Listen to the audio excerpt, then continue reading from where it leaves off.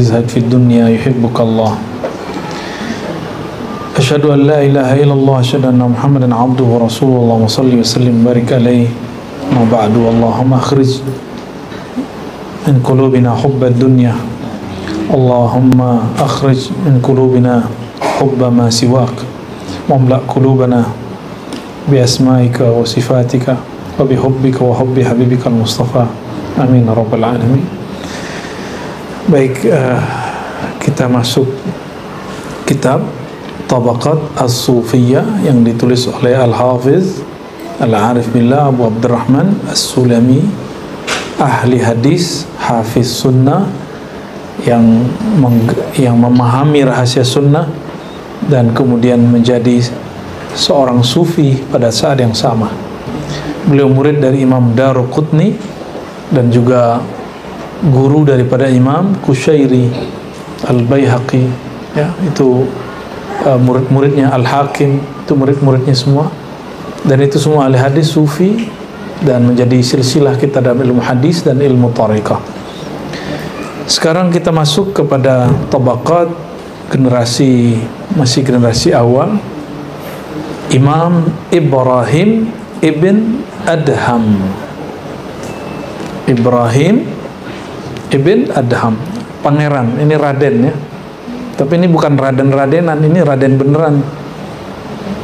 Dia seorang pangeran di kerajaan tertentu di Balkh, ya. Balkh itu daerah Khurasan. Lalu punya hobi berburu. Saya pernah masuk ke beberapa keraton-keraton yang masih tua dan di dunia, ya. Itu mereka di belakang istananya itu ada semacam hutan lepas, sebenarnya kebun atau taman tapi liar, untuk keluarga kerajaan berburu. Jadi sampai, dan itu ratusan hektar, ya, nggak sembarangan juga ya. Mari kita masuk ke kitab ini dan membaca suratul Fatihah, itu ruhi Sayyidina Muhammad sallallahu alaihi wasallam, dan pengarang kitab ini dan guru-guru kita yang bersambung sanadnya dengan beliau, Al-Imam Abu Abdurrahman As-Sulami. Al-Fatihah. Bismillah. Suratul Buya Aldomi nggak dikopiin satu. Ya, masa Buya baca PDF ya kan? Khalas. Labas. Qala wa minhum Abu Ishaq Ibrahim ibn Adham. Di antara para ulama salafus saleh yang menjadi pengasas ajaran tasawuf. Jadi kita kalau nyebut kami pengikut salafus saleh, salaf kita jelas. Ya, salaf kita bukan orang abad ke-7 dan ke-8. Kalau salaf yang itu kan imamnya abad ke-8 Bu ya, Syekhul Islam. Kalau kita salafnya ini satu generasi dengan Imam Al-Hafiz Al-Muhaddis Al-Mujtahid Ibnul Mubarak. Wafatnya sama, 161 Hijriah. Ibrahim ibn Adham. Al-Imam Ibrahim bin Adham, sang pangeran ini, min ahli Balkh, Madinah bi Khurasan. Khurasan itu sekarang bagian timur dari Irak. Semua wilayah yang ada di pertengahan sampai selatannya Iran, bahkan ada yang mengatakan semua wilayah Iran itu Khurasan, termasuk Afghanistan. Afghanistan itu ada kota Herat, itu kota muhaddisin, dan sampai hari ini mereka masih, orang-orang jadulnya masih bisa bahasa Arab, tapi kebanyakan hari ini berbahasa Persia dan Urdu, ya, Persia. Dan mereka punya tradisi dari dulu berserban.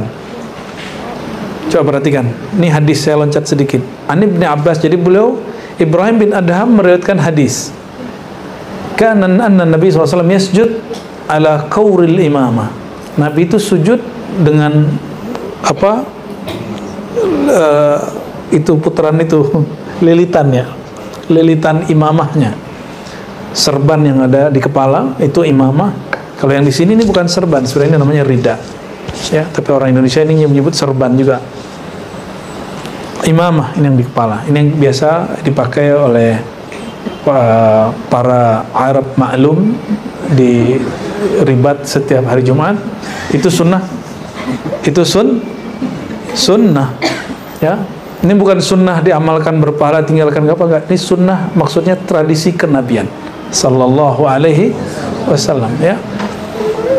Itu yang paling pas bener tuh Habib Hussein kan, Sukri itu benar-benar mukanya Arab, Bangdo juga, tapi marganya margarin. Bukan marga Az-Zakaf gitu, bukan ya.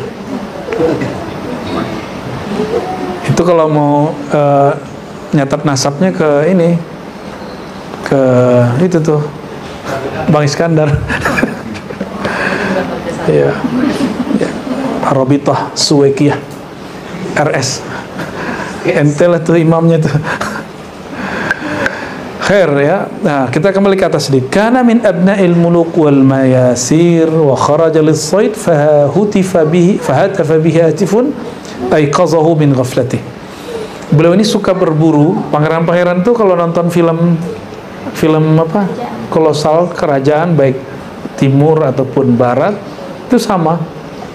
Mereka suka berburu, dan salah satu yang paling unik dari dulu itu adalah berburu. Itu yang orang hari ini sebut ini ibadah apa, olahraga sunnah. Sorry, itu bukan olahraga sunnah. Itu olahraga sudah ada sebelum Nabi Muhammad SAW, lalu ditakrir oleh beliau. Karena zaman itu ya ibadahnya itu apa, olahraganya itu. Sebelum Nabi sudah ada belum orang berburu? Naik kuda terus memanah, sudah ada belum? Sudah ada. Sama dengan dinar dirham. Ada orang yang konyol ngomong begini, dinar dirham itu di Quran. Lah Abu Jahal, Abu Lahab juga di Quran. Ya. Bukan berarti orang itu sebelum Quran turun nggak ada. Ya. Maka itulah Islam. Islam itu maftuh, terbuka, nggak saklek. Ya. Kalau sekarang diklaim sebagai ibadah apa, olahraga sunnah, boleh, tapi jangan lebay. Saya juga suka hatifun. Ini antum mungkin bilangnya nih halu. Berani bilang imam halu? Hatafa bihi hatifun. Tiba-tiba ada yang terdengar bagi dia suara, ada yang berbicara, tapi orang nggak kelihatan. Aiqaza min ghaflatih. Yang membangunkan dia, menyadarkan dia dari keasikan dia lalai. Jadi saat dia berkuda, itu berkuda lah ya, berkuda, habis itu mana? Wah, kan seru itu. Kayak di film-film kolosal itu kan, atau kayak teman saya yang ikut turnamen kuda memanah, Bu ya. Seru tuh, Bu ya. Cuma kalau yang kita terima dari orang Turki itu kalau mana kan kena semua. Yang terakhir harus disingkirin supaya apa? Hilang rasa sombong. Takjub nih yang suka nembak-nembak nih, hati-hati. Ya, suka nembak kan? Ya kalau Buya Aswi nembak hati dia. Kalau Pak Kolonel ini kan nembak beneran. Ya, Biba nih juga nembak kan. Nah, nembak tuh misal kena jangan kenain semua. Ya. Jadi harus bismillah. Bismillah. Ya, ntar nggak tahu sampai kapan itu masih berfungsi kan. Fataraka tariqatahu fi tazawwuj. Jadi saat dia asik-asik begitu, tiba-tiba dia dengar alihaza khuliqta. Apakah untuk main-main begini kamu dicipta wahai Ibrahim? Dilihat orangnya nggak ada, padahal suara itu dari dalam dirinya. Itu suara dari dalam diri, itu suara Nur Muhammad sallallahu alaihi wasallam. Ya, maka dilihat keluar nggak ada dirinya sendiri kok yang ngomong. Ya, jadi orang di saat-saat begitu dia bisa bicara kontak dengan dirinya, dan itu bukan halu. Ya, kenapa?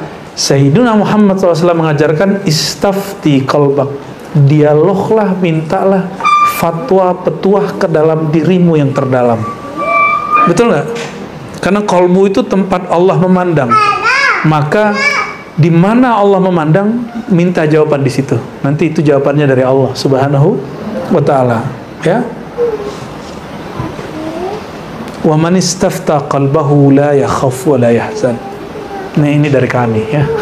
Orang yang rajin meminta fatwa kepada qalbunya, dia nggak akan pernah resah, nggak akan pernah terlalu sedih. Ya musibah ya musibah. Ya, tapi dia melihat fiilnya Allah Subhanahu wa Ta'ala. nggak pernah gelisah-gelisah amat. Ya khawatir boleh, tapi jangan sampai mengganggu diri kita, ya. Nah, itu babnya, itu yang dialami. Wa raja'a ila tariqati ahli zuhdi wal wara'. Maka setelah itu dia kembali kepada tariqat para sufi dengan kurikulum dua, zuhud dan wara'. Jadi ada yang khalwat, ada yang uzlah. Kalau beliau tariqahnya, kurikulumnya apa? Jadi kurikulum tasawuf itu banyak. Ada tazkiyatun nafs, ada tajalli, takhalli, tahalli, tajalli, itu kurikulum, ya. Nah, kurikulum yang diambil, kurikulum kebanyakan ulama salaf di abad kedua Hijriah, yaitu zuhud dan wara'. Zuhud itu mentalak dunia dari kolbu, bukan dari tangan, bukan dari fasilitas, ya. Dan wara', wara' itu meninggalkan sesuatu yang melalaikan walaupun boleh. Ya, kalau Imam Ibrahim bin Adham hidup hari ini, itu semua HP kita diambil sama dia tuh, kecuali yang dipakai ngaji. Ya, semua handphone kita itu mungkin dikumpulin sama dia semua kalau kita muridnya dia. Wa sahiba biha Sufyan ats-Tsauri wal Fudail bin Iyad. Dan bersahabat dengannya ketika dia berangkat ke Mekah. Jadi habis dia ninggalin istana, bayangin coba, semua fasilitas, dayang-dayang, apa tuh, makan enak, pengawal, itu semua ditinggalin, lalu dia berangkat ke Mekah. Dan di perjalanan dia ditemani oleh Sayyidina Sufyan ats-Tsauri, ya, wal Fudail bin Iyad. Sufyan ats-Tsauri ini dari awal sampai akhir lurus. Kalau Fudail bin Iyad enggak, mantan penyamun. Ya, mantan preman lah. Ini raja preman nih Fudail. Satu anak raja, satu the king of bajingan. Nah ini nih Fudail bin, ini Fudail nih. Tapi kalau namanya Allah tetapkan orang jadi wali, sekali dia dijadikan wali, selama-lamanya dia wali, walaupun kemudian pernah mengalami masa kezuluman, kegelapan. Ya, maka kita nggak boleh sebelah mata mandang orang maksiat, siapa tahu itu akhir maksiat dia. Ya. Wa dakhala Syam fa kana ya'mal fih. Lalu dia masuk ke negeri Syam. Syam itu sekarang terbagi 4 negara, Suriah, Libanon, apalagi itu Suriah, Libanon konflik, Palestina konflik, sisa satu yang nggak konflik, Yordan, karena dipimpin zuriat Nabi SAW, Sayyidina Al-Hasan, zuriat Sayyidina Al-Hasan. Nah, itu nggak ada urusan sama repot-repot hari ini di Indonesia, karena nasabnya nasab Sayyidina Al-Hasan, bukan Husain. Yang ramai kan jalur Sayyidina Husain, yang Ubaidullah bin Ahmad al-Muhajir. Ya. Wa dakhala Syam fa kana ya'mal fi. Lalu dia kerja di Syam dan ya'kul min amal yadi, dia makan dari hasil usahanya sendiri. Wa mata bisyam, maksudnya sufi dulu kerja loh gitu. Nggak ada ceritanya ente masuk tarekat terus nggak mau kerja, tetap kerja. Makanya Haji Iman istisyarah, ngobrol, saya dapat tawaran kerja lagi nih, kan dia pensiun muda, kezuhudan. Ya, tapi memang itu bukti dia mentalak dunia. Tapi kan masih muda, ya, masih muda cuman. Yaudah, ambil lagi gitu. Supaya apa? Mengikuti jalur para ulama dulu, karena yakul min amal yadi, dia makan ya dari hasil kerja sendiri. Sedikit yang penting halal, berkah, daripada banyak korupsi, ya gak jelas. Wa mata bisyam, dan dia meninggal di Syam, dan dia salah satu abdal, Bu ya. Jadi kenapa dia pergi ke Syam? Karena dia tahu negeri Syam itu negeri para abdal. Wali abdal itu setingkat di bawah kutub, tapi beliau sebenarnya kutub, tapi tugasnya tugas abdal. Ya. Hadis yang diriwayatkan dari Nabi, tadi hadisnya apa? Nabi pakai serban. Oleh karena itu orang-orang Khurasan sampai hari ini, sampai ke India yang hari ini pakai serban-serban, itu pengaruh dari hadis riwayat Imam Ibrahim bin Adham. Ya. Hadisnya cuma begitu. Adapun keutamaan hadis bahwasannya sholat dengan serban lebih baik daripada 70 sholat tidak pakai serban, hadisun dhaifun jiddan bal maudhu'. Ya. Jadi tidak ada hadis yang sahih mengenai pahala sholat pakai serban. kita babnya cuma satu, bab mahabbah. Kalau cinta kepada Nabi SAW, ya sekali seumur hidup lah laki-laki ini kalau sholat pakai serban. Serbannya bersanad loh, jangan nggak bersanad. Lihat di YouTube terus pakai sendiri, itu sanad YouTubiah namanya ya. Dan banyak sekali, mohon maaf para ustadz, untuk membranding dirinya, lalu buat sorban-sorban sendiri. Nauzubillah, itu ente pakai sorban tapi nggak bersanad gitu, munqati'ul barakah, sorbannya nggak ada berkahnya. Supaya disebut orang kiai aja kan. Jangan, turunkan ego, ambil sanad kepada orang yang punya serban, yang bersanad kepada Sayyidina Muhammad Sallallahu Alaihi Wasallam ya. Terus kenapa Razi masih pakai kopiah? Lah bagi saya serban itu tajul Arab, kan begitu, bukan hadis loh ya. Itu ungkapan di kitab-kitab, bahkan di Lisanul Arab itu ada ukiran itu, al-imamah tijanul Arab atau tajul Arab, seingat saya begitu kalimatnya. Imamah itu mahkota orang Arab. Walastu bi Arabiyyin, saya bukan orang Arab, cuma nabiyyi ana wa nabiyyukum Arabi, nabi kita orang Arab, maka saya mengikut beliau bukan karena saya ganti DNA menjadi orang Arab, tapi mahabbatun bin Nabi sallallahu alaihi wasallam. Tapi karena saya orang Indonesia, saya pakai kopiah. Ya, kopiah ke nasional. Ya, oh itu kopiah bukan orang Islam. Siapa bilang? Emang sorban punya orang Islam doang? Abu Jahal, Abu Lahab berserban nggak? Di India orang-orang apa namanya, agama Sikh serban terus setiap hari. Oke, itu pengaruh Islam. Jadi serban yang ada hari ini tuh orang Khurasan, dan ini pengaruh riwayat Sayyidina Ibrahim bin Adham. Oke, dan hadis ini diriwayatkan oleh Imam Al-Baihaqi, itu kitabnya di atas yang As-Sunan Al-Kubra, ada hadisnya di situ. Nabi sholat dengan sorban, dan juga di atas saya ada Al-Musannaf. Jadi itu dua riwayat tadi. Ini yang diringkas oleh Imam Abu Abdurrahman As-Sulami. Baik. Lalu beliau ditanya, biasa murid-muridnya nanya, Tuan Syekh, kenapa engkau minat bertasawuf ya? Wa su'ila laqad su'ila an bad'i amri, dia ditanya mengenai permulaan urusannya, anit tasawuf, bertasawuf. Kaifa kan, bagaimana itu? Ini sunnah, menanya begitu ke guru itu sunnah. Kenapa? Ada orang datang dalam hadis Ad-Darimi, hadisnya sahih kawan Imam Bukhari di Musnad Darimi, bertanya, ya Rasulullah, bagaimana awal engkau menyadari dirimu seorang nabi? Lalu beliau mengatakan, waktu aku kecil, tiba-tiba ada malaikat turun dua, bersayap dan putih, lalu tiba-tiba membedah dadaku dan membersihkan isi jantungku. Itu umur berapa? Kira-kira 5 tahun. Ada yang ingat kejadian 5 tahun? Tidak ada yang ingat ya. Ada yang ingat kejadian 5 tahun? Tapi alhamdulillah saya ingat waktu ibu saya melahirkan adik saya. Saya lahir tahun 86, adik saya lahir tahun 88. Jadi orang ngumpul semua, saya masih ingat. Jadi umur waktu itu 2 tahun kurang. Nggak tahu kok dikasih ingat itu. Alhamdulillah Rabbil Alamin, yang ngasih ingat Allah Subhanahu Wa Taala. Ya, saya juga ingat waktu kecil adik saya main-main lampu, terus kita selamatin, terus malah kita yang kena lampunya. Ya, dan kenanya pas di bagian yang jatuh ini juga. Alhamdulillah Rabbil Alamin ya. Fi kulli hal wa ala kulli hal.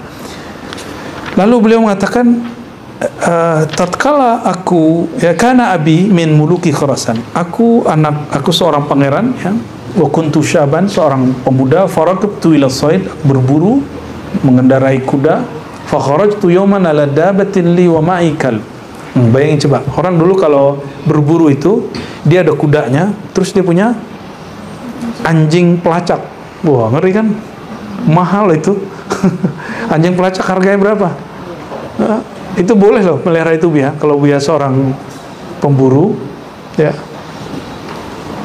Kan guru kita ada yang seorang pemburu, dan itu dikata-katai sama orang kampung, sama mursyid yang lain, apalah itu mursyid tarekat kok melihara anjing.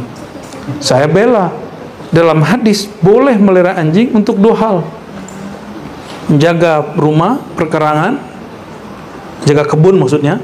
Yang kedua, jaga untuk berburu, lis-sayd, limasyiatin wa saydin, hadis sahih ya. Ya, untuk berburu dan untuk jaga aset. Ya, Soid ini dikembangkan oleh ulama-ulama yang bergerak di dunia militer atau kepolisian itu untuk melacak orang narkoba, musuh, itu bisa. Ya. Namanya di Quran apa ya? Kal muallimin ya, apa? Kilab. Ya, muallam. Anjing terpelajar. Kan terjemahannya gitu ya. Ya, itu terjemahan kacaunya. Biar keren dikit lah.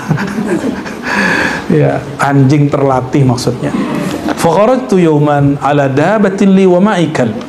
Lalu aku mengendarai kudaku dan bersamaku ada anjing, ya, anjing pelacak, maksudnya anjing buru. Fa asartu anna arnaban aw sa'laban. Tiba-tiba ada yang lewat di depanku, ya. Arnab. Apa arti arnab? Kelinci Indonesia. Kalau orang Malaysia nyebutnya arnab. Ya, itu sebenarnya bukan orang Malaysia, dari Arab tuh. Mana kakak-kakak Malaysianya mana ini, nggak datang? Oh, nggak ada yang datang ya? Coba tanya mereka, bener nggak arnab apa bukan? Au sa'lab, ya, sa'lab artinya apa bu ya? Serigala. No, misal asad boleh berubah, ya. Fabaina ana atlubuhu, ketika aku sedang memburunya, idh hatafa bi hatif, ada yang bicara kepadaku. Hatifun. Dari dulu sudah ada handphone ya? Oh bukan. Hatif sekarang disebut handphone. Kenapa? Karena dia fungsinya sama kayak dulu. Dia masuk ke telinga tapi orangnya kelihatan. Ya. Itu disebut bahasa Arabnya hatif. Kalau sekarang disebut apa ya? Ya telepati. Tapi dia bertelepati dengan dirinya sendiri. La arah, aku tidak melihatnya. Ya gimana yang melihat dalam dirinya sendiri? Ya. Ya Ibrahim, wahai Ibrahim, alihadza khuliqta. Apakah untuk ini engkau dicipta? Am bihadza umirt. Apakah untuk ini engkau diperintah? Fafaza'tu waqaftu. Tiba-tiba aku kaget, terkejut, lalu aku terdiam. Suma'udtu, lalu kembali lagi, faraqitu salasa, ya, kembali lagi berburu, kaget lagi. Fafu'ila bi mislu dzalika salasa marrat. Lalu itu kejadian, bisikan itu terjadi berapa kali? Nah, saya punya sahabat mengalami yang sama. Beda-beda tipis. Ya, nggak tahu Jiman dulu waktu berhenti begitu juga nggak tuh? Summa hatafa bi hatifun min qurbusis saraj ay maqdamah, ya. Tiba-tiba dari depan ada yang berbicara, mengembala domba-domba ayahku. Tuh coba. Dia punya aset, punya dulu pengembala gitu bukan satu orang satu kambing, bukan. Satu orang tuh 100 gitu. Hah? Satu peleton ya. Fa akhadtu jubbatahu as-suf falabistuha. Nah, ini zaman dulu ya. Lalu aku meminta jubah luar dia yang terbuat dari kain wol, suf. Di zaman itu kain wol, kain suf itu paling murah pakaian masakin, orang miskin. Kalau hari ini gimana? Mahal nggak? Mahal. Mahal hari ini ya. Jadi jangan dibaca satu teks dengan zaman kita. Ya. Sama antum baca. Jadi banyak kawan-kawan saya membaca hari ini kayak mereka mencaci maki Al-Habib Utsman Betawi karena menjadi mufti Batavia, mufti Belanda. Loh, terus kenapa antum nggak menghujat Soekarno-Hatta? Kan dia juga kemudian menjadi orangnya Belanda. Di zaman Jepang dia jadi orangnya Jepang. Kan dituduh waktu itu, kan rame di sejarah. Disebut peliharaannya penjajah zaman itu. Jadi kita menghukumi dia zaman sekarang Indonesia. Waktu Habib Utsman jadi mufti, waktu Soekarno-Hatta belum proklamasi, itu sudah ada Indonesia belum? Belum ada Indonesia, baru ada Sumpah Pemuda dengan bahasa Indonesia. Maka saran saya kalau baca sejarah, saya nggak ada urusan manasab loh ya, saya cuma ada urusan hati-hati ulama-ulama. Karena sanad hadis saya salah satunya ke Habib Utsman, ya. Kita ngambil dari anaknya Habib Salim, Hubaba Sakinah, beliau dari ayahandanya Habib Salim bin Jindan. Habib Salim bin Jindan mengatakan, saya punya sanad Sahih Bukhari paling tinggi di dunia, kata beliau. Dari mana? an Al-Habib Utsman bin Yahya, beliau langsung dari gurunya Ahmad Zaini Dahlan Mekah. Antum coba bayangkan, Hadratus Syekh Hasyim Asy'ari NU, Muhammad Darwish Ahmad Dahlan Muhammadiyah, itu gurunya siapa? Siapa gurunya? Bakri Syata, Ahmad Khatib Minangkabau. Ahmad Khatib Minangkabau berguru ke Bakri Syata, Bakri Syata berguru ke Ahmad Zaini Dahlan, Ahmad Zaini Dahlan berguru kepada Utsman Ad-Dimyati. Oke, apa? Habib Utsman langsung ketemu sama Utsman Dimyati. Pendek gak tuh? Pendek ya. Langsung itu. Sebenarnya Syekh Ahmad Khatib Al-Minangkabawi juga berdapat sanad dari Sidi Al-Bakri, juga dari Ahmad Zaini Dahlan, juga dapat sanad dari Utsman Dimyati. Jadi dia dapat dari 3 generasi sekaligus. Tapi beliau mengatakan bab futuhi Bakri Syata, maka beliau menyebutkan sanadnya langsung hanya ke Bakri Syata, jarang nyebutin dari Ahmad Zaini Dahlan atau dari Utsman Ad-Dimyati Al-Makki ya. Sesekali ngaji hadis nggak apa-apa lah, biar kepalanya pecah. Fa akhadtu jubbatahu as-sufa falabistuha. Lalu aku mengambil jubah pekerja karyawan ayahandaku itu, jubahnya jubah dari wol yang murah, lalu aku memakainya. Dari kalimat itulah Sidi Ibrahim Adham memasyhurkan gerakan zuhud dia dengan baju suf. Maka Ibnu Taimiyah cenderung mengatakan karena inilah tasawuf disebut bertasawuf. Tapi la, innana la. Bagi kita tasawuf bukan dari pakaian. Tasawuf itu man safa qalbuhu. Ya, itu yang mu'tamad. Tasawuf itu orang yang bening kalbunya. Bukan orang yang pakai kain bol, bukan yang pakai sorban-sorban, yang kayak Vespa gitu ya. Enggak, ya. Ada yang pakai serban bagus kolbunya, ada yang nggak pakai serban nggak bagus kolbunya ya. Wa dafa'tu ilaihi al-fars, lalu aku ngasih dia hadiah, nih kudaku. Wa ma kana ma'i, lalu aku nggak punya apa-apa. Wa tawajjahtu ila Makkah, lalu aku berangkat ke Mekah jalan kaki. Nah, jadi berjalan kaki ke Mekah itu sunnah salafus saleh dan dilakukan oleh Imam Nawawi. Imam Nawawi melakukan itu 2 kali. Kata beliau, aku berhaji berjalan kaki 2 kali dari Syam ke Mekah. 2 kali ya. Mau coba ya? Buya aja lah ya. Saya naik pesawat aja lah. Wa qassa annahu laqiyal Khadira. Kita tinggi kurang titiknya kasih. Lalu dia mengisahkan. Jadi dari mana antum tahu orang ketemu Nabi Khidir? Emang dia yang kisah. Kecuali ente satu makom bisa tahu kalau yang dilihat itu Nabi Khidir ya. Wah, ini sama pemberantas halu ala-ala Indonesia nih disebut halu ini ya. Sayyidul Haluin ini. Nah, tuh, ente mau ngomong apa? Ulama salafus soleh udah biasa ketemu Nabi Allah Khidir. Khadir atau Khidir. Khidir bahasa Indonesia, Khadir bahasa Arab. Wa ta'allama minhu al-ismallahil a'zam, lalu ngaji kepadanya hakikat nama Allah yang agung. Kita pernah membahas tentang Sidi Abdul Khaliq Gujdawani silsilah Naqsyabandi. Beliau ditalkin la ilaha illallah Muhammadur Rasulullah. Terus kata Khidir, ente masuk ke dalam air, gak keluar 3 jam. Dia baca la ilaha illallah Muhammadur Rasulullah 1 napas. Tetap 1 napas bu ya, tapi beda napas. Kan 1 napas. Kayak gitu halu nggak? Nggak halu. Saya menyaksikan sendiri orang tua-tua di tempat saya jatuh masuk kolam, hampir setengah jam di dalam kolam cebur. Itu nggak ada pun satu air masuk, bahkan nggak ada apa lumpur-lumpur masuk ke badannya. Ibu-ibu mama umur 90 tahun suluk.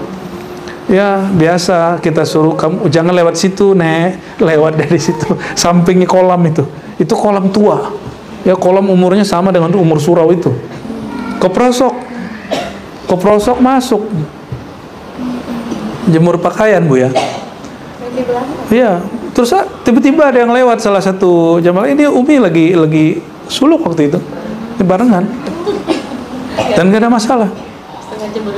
Aman dia. Iya. Aman-aman aja, nggak meninggal. Ya. Sepupu saya buang air kecil, jatuh kecebur masuk kolam yang dekat masjid, meninggal. Masih muda. Ini udah tua. Yang belum ajalnya ya. Belum ajalnya. Mau gimana lagi? Coba kita baca lagi. Wa qassa annahu laqiyal khadira wa ta'allama minhu ismallahil a'zam.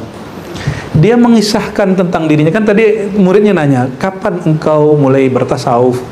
Nah, periode pertama itu, ini periode kedua. Berarti beliau masuk thariqah Khidiriyah. Itu semua sufi. Dia masuk ke marhalah Khidiriyah. Ya, masuk kepada marhalah tahapan fase dididik oleh Nabi Allah Khidir alaihis salam. Yang dipelajari Ismullahil Azam, nama Allah yang agung, yang jika nama itu dibaca maka doa semuanya mustajab. Wa annahu laqiya Aslam ibna Yazid Al-Juhani. Beliau ketemu Imam Aslam bin Yazid Al-Juhani, seorang tabi'in ya. Nanti cek ini tabi'innya, luar biasa juga beliau ini. Faqala lahu Aslam, berkata Imam Aslam kepadanya, man anta ya gulam? Lu siapa gitu ya? Bocah kamu siapa gitu? Faqala Ibrahim syabun min Khurasan, saya perjaka dari Khurasan gitu. Faqala Aslam ma hamalaka alal khuruj minad dunya, apa yang membuat kamu meninggalkan atau mentalak dunia? Faqala zuhdan fiha, karena ingin menjauh darinya, wa rajaan li thawabillahi ta'ala, dan berharap ridha Allah subhanahu wa ta'ala. Faqala Aslam innal abda la yatimmu raja'uh li thawabillahi ta'ala hatta yahmil nafsahu ala sabr. Orang itu tidak akan mendapatkan ridha Allah sampai dia mengalami riyadah sabar. Mesti diuji sehingga sabarnya sabar mutlak. Sabar mutlak itu ikhlas. Sabar biasa, sabar muqayyad. Sabar muqayyad itu yang orang nanya, sabarku ada batasnya gitu. Buya, adakah batas kesabaranku Buya Asfi? Kan gitu orang nanya ke Buya Asfi kan. Biasa yang nanya nih makhluk-makhluk halus ini. Kalau yang masih nanya batas sabaran, itu sabar nafsiyah. Nafsiyah, ego. Maka kullu sabirin binafsihi ta'allam wa ta'adza. Semua orang yang menerapkan sabar dimulai dengan egonya, sibuk memandang dirinya, aku disakiti, aku diuji, aku, kayaknya dia penting benar di sisi Allah itu. Orang begitu akan tersakiti, dia akan sedih, dia akan remuk, munkasirah. Ya. Mau yang begitu? Itu bukan yang, ya tetap sih disebut innallaha ma'as sabirin. Allah bersama orang yang sabar, cuma ma'iyahnya Allah tidak mutlak kepadanya. Nah, sabar hakiki ruhi itu sabar Sayyidina Muhammad SAW ketika beliau dihujat, dicaci maki, lalu mengatakan, ya Allah, yang menghujatku, yang menyakitiku, la ya'lamun, mereka tidak mengerti. Udah bisa begitu belum? Orang yang menghujat kita, dia nggak ngerti maksud kita. Orang yang nyakitin kita, dia nggak ngerti maksud baik kita. Bisa begitu nggak? Kalau antum begitu, anta minal aulia. Mau cari wali, itu wali yang begitu. Susah amat cari wali ke gunung. Ya, di sekolah banyak wali murid, wali kelas. Ya. Nelly wali kelas ya? Hah?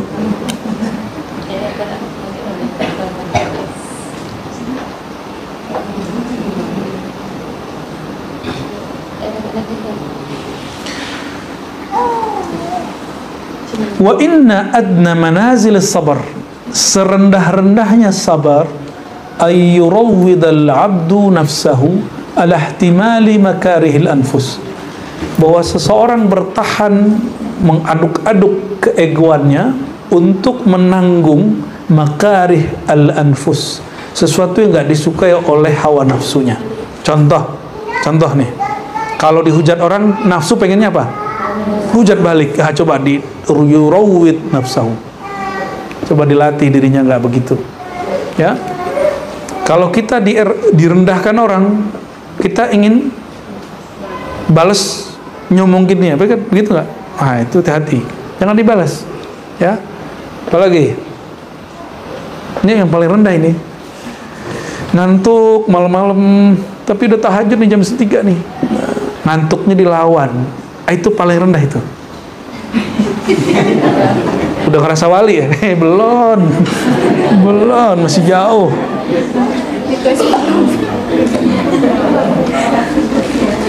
Kalau sudah terlatih yang satu itu, awrathallah aqalbahu nura, maka Allah akan wariskan, Allah yang bernama An-Nur, lalu menyebut kekasihnya Nabi Muhammad An-Nur, diwariskan kepadanya. Maka dia al-waris An-Nuri, pewaris Nur, belum Muhammadi, belum. Kalau al-waris Muhammadi, Abdal minimal, ya. Kalau al-waris al-Ahmadi, Qutub, ya, wali Qutub. Wa huwa sirajun yakunu fi qalbihi yufarriqu bihi bainal haqq wal batil. Itu nur, itulah yang tadi bercerita, yang bicara kepada si Ibrahim bin Adam. Dialah yang kita mintain fatwa. Cuma syaratnya mesti dilatih dulu biar nurnya diwariskan. Belum berlatih sudah nanya kolbu, itu kolbunya kolbun marid, kolbunya berpenyakit, kolbunya ada kegelapan hawa nafsu. Terus kolbu begitu ditanyain, dolalah, sesat. Inilah yang terjadi pada orang-orang yang tadinya lurus, selalu dia bergerak sendiri, nggak berjamaah. Hati-hati. Makanya ribat kita selalu insya Allah berjamaah, ya. Siap berjamaah terus, ya. Ya. Apa urusannya? 3 aja. Pitih atau pitih nggak? Duit. Apa lagi? Pitih fulus sama aja, Bu, ya. Orang berkuasa, dan perempuan yang ingin berkuasa. Lawan jenis maksudnya. Hati-hati. Maka curhat sama Buya jangan terlalu dalam-dalam, ya. Jangan terlalu dalam-dalam curhat sama Buya.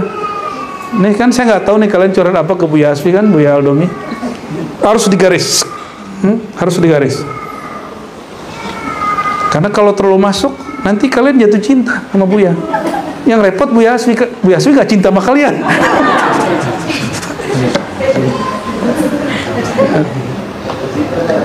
Maka sayangi beliau sebagai waris Rasulullah Sallallahu Alaihi Wasallam. Karena kita cinta sama Rasul, kita cinta sama pewarisnya.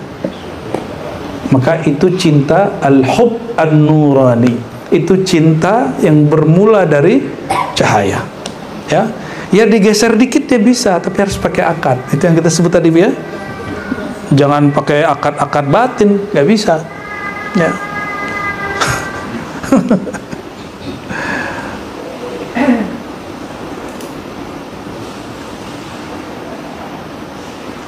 Kecuali sudah makom itu, ya, makom Rasulullah dengan Zainab binti Jahaz, ya, khususiyatun Nabi. Taib. Jadi adna manazil sabar, serendah-rendahnya sabar, sabar nahan ngantuk, sabar nahan lapar, itu paling rendah. Naik dikit sabar emosi, ego kita lagi dihajar sama orang, kita tahan, tapi rasanya sakit nggak? Sakit. Yang nggak sakit itu as-sabr al-Muhammadi, itu sabar mutlak. Apa itu as-sabr al-Muhammadi? Dia husnuzan kepada orang. Jadi gimana caranya sabar al-Muhammadi? Sabar Nabi Muhammad SAW. Nabi Nuh sabar nggak? Sabar dia. 950 tahun dia dihujat oleh kaumnya, wajar nggak? Ke tahun 550 dia pakai doanya, angkat, ya Allah, semua yang menghina aku, ya, semua yang mencaci maki ajaranmu, hancurkan dia. Kenapa? Kalau mereka punya keturunan itu sama kafirnya dengan mereka. Itu suuzon nggak? Suuzon. Itu sabar Nuh. Ya, sabar Nuh. Nabi Muhammad umurnya hanya 63, tapi kesabarannya lebih tua dari kesabaran Nabi Nuh sallallahu alaihi wasallam. Itu guru itu kalau berhasil, kalau ditanya kenapa Anda berhasil, jawabannya satu, as-sabr al-Muhammadi. Sabar Nabi Muhammad SAW. Kalau dia nggak sabar Muhammadi, apa kata dia? Muridnya ini dikit, aneh, berlepas diri kepada engkau. Sekarang kebalik, muridnya berlepas diri kepada gurunya. Ada murid begitu, murid jahilun murakkabun, bu ya. Ya, yang ada gurunya paling mereka nggak paham, paling gitu aja gurunya. Tapi hari ini murid-murid lebih ngeri daripada Nabi Nuh, ya. Ya. Yang ada guru berlepas diri dari murid. Sekarang yang terjadi, ya, ini hati-hati antum punya guru, ya. Saya sudah ngalamin berkali-kali begitu, Buya Aldomi udah begitu. Murid kita berlepas dari kita, ya salam. Berarti dia berlepas dari sanad kepada Rasulullah Sallallahu Alaihi Wasallam. Kita bukan Rasul, tapi alhamdulillah kita punya sanad dan kita jaga itu. Baik sanad zahir ataupun sanad batin. Sanad dari syekh atau dari kalbu kepada kalbu atau dari ruh kepada ruh. Alhamdulillah, ya Allah kasih. Itu yang disebut awrathallah. Allah akan warisi kepadanya nura fi qalbihi, di kalbunya nur. Kalau kalbu bercahaya, maka di kalbunya, dalam mimpinya, dalam zikirnya dia akan ketemu Sayyidina Muhammad SAW. Itu ciri-cirinya, ketemu nur orang-orang soleh. Kenapa? Kalbunya sudah bercahaya. Kalau lampu mati, bisa melihat seseorang, malaikat turun, antum nggak lihat. Kenapa? Kalbunya gelap. Arwah-arwah datang, kita nggak tahu. Ini bukan jin, bukan khurafat, ya, bukan khurafat. Lebih mulia para aulia, syuhada, ulama, arifin, atau para malaikat? Lebih mulia para aulia, arifin billah, yang arif billah. Kalau para aulia, para malaikat hadir di majelis ilmu, apalagi arwah orang-orang berilmu, Allah izinkan. Lebih mulia ulama atau syuhada? Ulama. Lebih mulia ulama, kan mereka makomnya al-ilmu billah. Al-ilmu itu arfa'il maqamat, maqamat paling tinggi. Kalau syuhada kan belum tentu semuanya ikhlas, dan gak semuanya alim. Orang berjuang mau syahid fisabilillah, asbab ulama ini ngajar, benar gak? Maka kalau ada orang syahid, ulama ini dapat poin. Para syuhada ngomong begini kepada Allah, ya Rabb, izinkan aku turun kembali hidup, hidupkan aku kembali, sehingga aku berjuang fisabilillah dan mati, dan kalau mati hidupkan lagi, kalau mati hidupkan lagi, begitu. Doa syuhada mustajab. Tapi Allah tidak izinkan karena tidak ada reinkarnasi. Allah izinkan lewat warathah, lewat waris. Maka nur ini salah satunya adalah nur mereka. Ya, nur itu terus alir, ya, sampai hari ini. Tapi belum ada ya, yang Ibrahim bin Adham, ya. Sini Sufyan Tsauri udah kan, Fudail udah, Hasan Basri udah ketemu kita orang-orang yang mewarisi itu. Alhamdulillah.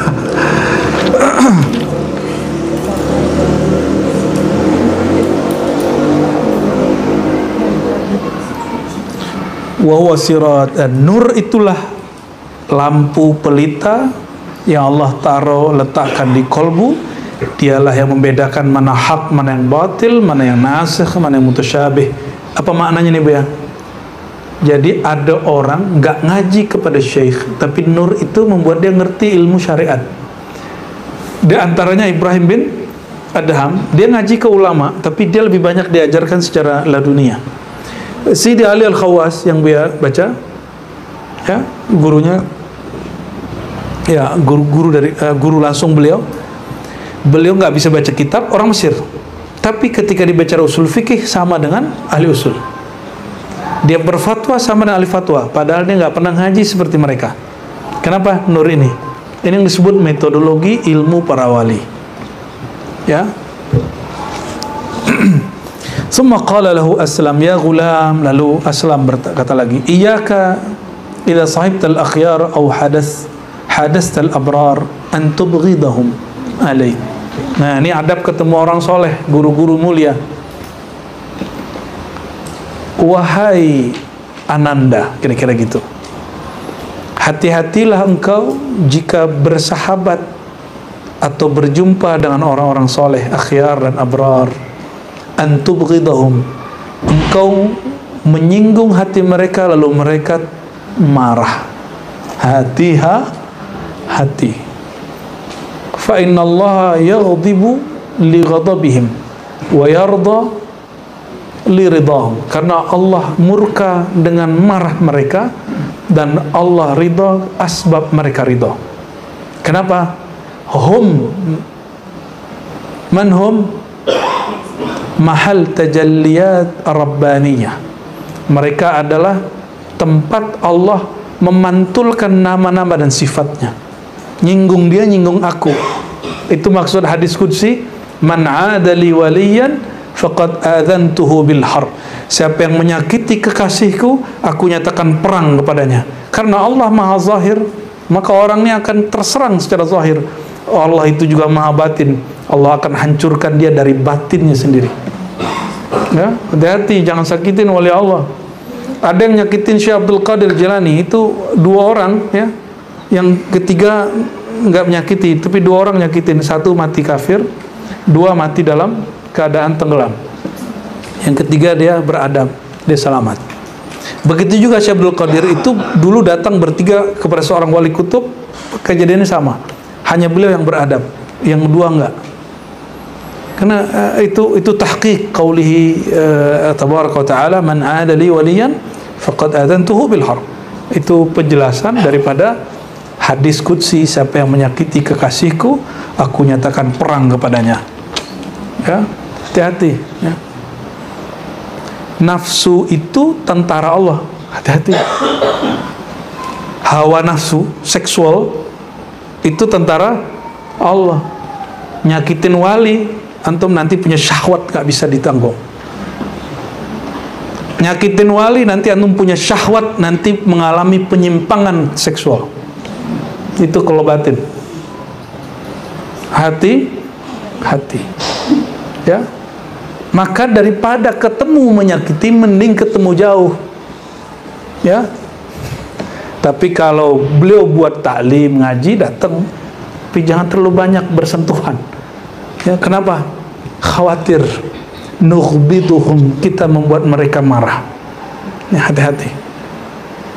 Ya, kalau sama saya biasa aja, ya. Santai aja kalau sama saya. Saya belum pantas yang begitu-gitu mah, ya. Ya. Jangan takut kalau ketemu saya, biasa aja ya.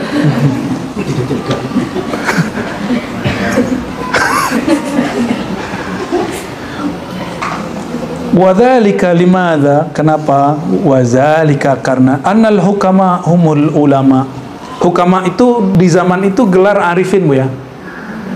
Itu diambil dari wa may yu'tal hikmata faqad utiya khairan katsira. Dan Sayyidina Luqman disebut orang yang diberi hikmah. Tapi hukama dalam kitab ilmu kalam itu filsuf. Hukama dalam kitab tasawuf itu arifin, orang yang ahli ma'rifat. Lianna al-hukama humul ulama, karena para aulia ahli marifat, mereka lah ulama itu. Wahum raduna anillah, mereka orang yang dirinya sudah selesai, dia sudah ridho kepada Allah. Kata orang itu takdir buruk bagi dia. Nih, perhatiin, antum baru sampai ke maqam ridho dengan mengatakan tidak ada takdir buruk, semua takdir baik. Maka takdir baik dan buruk itu riwayat ahli hadis dan penjelasan ahli kalam. Bagi para sufi, para arifin, la qada illa wa huwa khairun. Tidak ada takdir kecuali semua hakikatnya baik walaupun zahirnya buruk. Ya. Jatuh badan jatuh hati apalagi, ya. jatuh bangun kek, jatuh tapai kek, apalagi ente dulu pernah apa, ente ngudut pakai apa dulu, cimeng ya. Ya pasti ada. Sekarang dia kan bisa ngajarin orang, lu jangan begitu, gosok otak, aneh nggak bisa ngapal katanya. Yang diajarin Buya udahlah, aneh tasdik aja nggak ngerti juga katanya. Udah, tapi begitu dia bisa cerita. Nah, alhamdulillah nggak ada takdir buruk. Takdir buruk itu binisbatil insan, karena dinisbatkan ke si manusia. Kalau di sisi Allah semuanya baik, nggak ada yang orang ya hubungan baik, ketemu, sayang, menikah, cerai, cinta, mati, semuanya baik, nggak ada yang mati itu baik itu buruk. Kenapa baik? Ketemu Allah, nggak ada lagi jalan ketemu Allah kalau nggak mati. Maka kullu mu'min nuhib lillah yashtaqul maut. Semua orang mukmin, semua orang yang cinta kepada Allah, cinta dengan Rasulullah, dia merindukan kematian. Jadi jangan coba-coba nantang, ngancem orang ahli zikir, ahli marifat dengan kematian. Itu doyan dia. Ya, tapi bukan mati konyol. Dia al-maut fi sabilillah. Matinya di jalan Allah, bahkan fillah, dalam cinta kepada Allah SWT. Itu beda fi sabilillah dengan fillah. Ya. Allahumma sholli ala sayyidina Muhammad. Dikit lagi. Dikit lagi tapi separoh. Wahum ar-raduna 'anillah idza sakhatan nas. Coba terjemahnya gimana enaknya, Biar? Mereka adalah orang ridho kepada Allah. Di situ iza, Bu ya. Cocoknya bukan? Ya. Idza sakhatan nas. Apabila orang hatinya nggak terima, remuk, mengalami satu takdir, mereka ridho. Bagi orang yang dia alami itu keterpurukan. Bagi mereka raditu billah. Maka salah satu wirid ikhwan akhwat riba, raditu billahi rabba, wajib antum baca pagi sore. Ya, raditu billahi rabba. Kalau enggak kebaca selesai orang azan, berarti 5 kali. Raditu billahi, ya Allah, apapun kehendakmu aku terima, aku ridho, pasti baik menurutmu. Mungkinkah Allah menciptakan kita fi ahsani taqwim, lalu Allah menakdirkan, menghendaki sesuatu yang buruk bagi kita? Enggak. Maka keinginan baik buruk itu dalam akidah Ahlus Sunnah binisbatil insan, hanya berdasarkan sisi manusia. Di sisi Allah semuanya baik. Ya.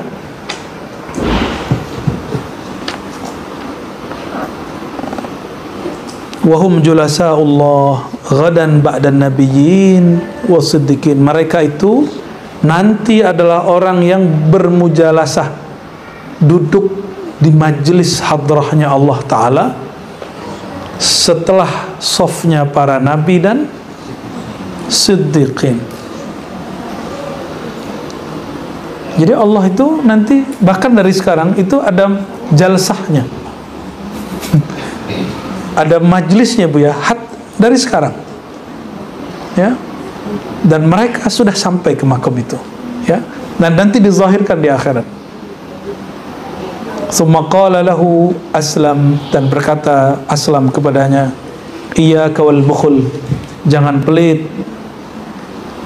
Bukhul itu bakhil, pelit itu indah ahli dunia, bagi orang ahli dunia, ayakuna rajul bakhilan bimalihi, yaitu orang pelit, demit apa namanya? Medit. Bukan dedemit, dedemit mah jin ya. Sorry jin. Maaf ente kesebut-sebut mulu. Bakhilan bima. Kalau orang ahli dunia yang disebut bakhil itu bakhil dengan harta. Tapi orang ahli akhirat, bakhil itu alladzi yubkhil bi nafsihi anillah. Orang yang bakhil terhadap Allah. Maksudnya apa? Yang sedikit waktunya bersama Allah. Antum bukhala. Sedikit waktunya sama Rasulullah SAW. Maka nanti nih yang belum nikah nih ya, suaminya cari yang hobinya sama, suka ngaji. Ya, ya kerja, tetap kerja, masa nggak kerja mengaji mulu. Tapi ketika suami telat pulang pengajian, jangan kemudian, ngapain kamu? Ya, orang ngaji kok. Ya, biarin. Itu suami kalau dapat nur, hunna libasul lakum wa antum libasul lahun. Nih coba perhatikan ayatnya. Istri itu pakaian suami pakaian istri. Suami dapat nur, istri walaupun jarak jauh dapat. Suami nih dapat makrifat ilmu, di sini lagi jaga, dia dapat makrifat dari gurunya. Istri tidur mimpi ketemu sesuatu. Coba lihat, antum akan ngalamin, ya. Bahkan nggak perlu nunggu tidur, lagi zikir juga dapat. Ya, ya. Kata Buya tidur aja kalian gitu. Ah Buya ini, Buya Wahabi ternyata ya. Tekstual Buya ini. Ala wa anna al-'abda idza jada bi nafsihi awratha qalbahu al-huda wat-tuqa wa ata as-sakinata wal-waqara wal-ilma ar-rajiha wal-'aqla al-kamila wa huwa ma'a dhalika tuftah lahu abwabu as-sama' wa huwa yanzur ila abwabiha bi qalbihi kaifa tuftah wa in kana fi tariqid dunya matruhan. Walaupun orang-orang ini tertolak di dunia, nggak masyhur di dunia, tapi dia punya waktu bersama binafsihi lillah. Apa arti jada? Dia punya waktu yang berkualitas dengan Allah. Jada jaud, derma. Derma itu mukthir. Waktu dia banyak bersama Allah Subhanahu. Maka zikir pagi sore jangan pelit lah. Antum minta rezeki, minta tenang, tapi jalan tenang nggak mau dikasih. Mau rezeki duit materi, orang mau kerja 8 jam sehari, tapi kalau mau rezeki batin, kenapa nggak mau dia duduk 8 jam setiap hari? 1 jam aja saya sibuk tadi, ya, ente sibuk, fa anta mahrum, ya, yang ada ente diharamkan dapat ini, ya, orang yang sok sibuk itu nggak dapat dia. Kalau yang kita sering dengar itu apa? Manjada apa? Manjada. Lah itu kan kalimat sufi. Jadi orang-orang yang hari ini anti tasawuf itu nonton film itu, terus dia katakan tasawuf itu khurafat, tapi dia memakai kalimat sufi. Manjada wajada. Siapa yang bersungguh-sungguh, dia akan mendapatkan wujudan, hadiah dari Allah Subhanahu wa ta'ala. Ya. Nah, orang-orang yang berkualitas, menjaga kualitas waktunya dengan Allah, awratha qalbahu, Allah wariskan, Allah hadiahkan kepada kalbunya hidayah, tuqa, ketakwaan, sakinah, ketenangan, waqar. Waqar itu di atas sakinah itu karisma, tenang gitu, nggak kelusak-kelusuk, itu waqar.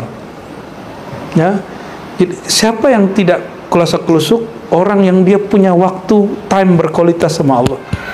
Jadi mulai sore ini, mulai malam nanti, esok pagi, sampai mati, siap berniat zikir pagi, zikir sore. Nggak sempat di jalan, nggak sempat qada. Dan jangan lupa witir setiap malam. Nggak sanggup di akhir malam, di awal sebelum tidur. Ya, harus punya waktu, time yang berkualitas dengan Allah Subhanahu. Lalu tutup bersolawat, lepaskan rindu kita kepada Allah melalui Rasulullah SAW. Karena nggak jumpa Rasulullah, maka tawasul kepada guru-guru. Nanti nur kolbunya akan menunjukin jalan kepada kolbu Sayyidina Muhammad Sallallahu Alaihi Wasallam. Ya, kalau diterusin hujan Bu ya.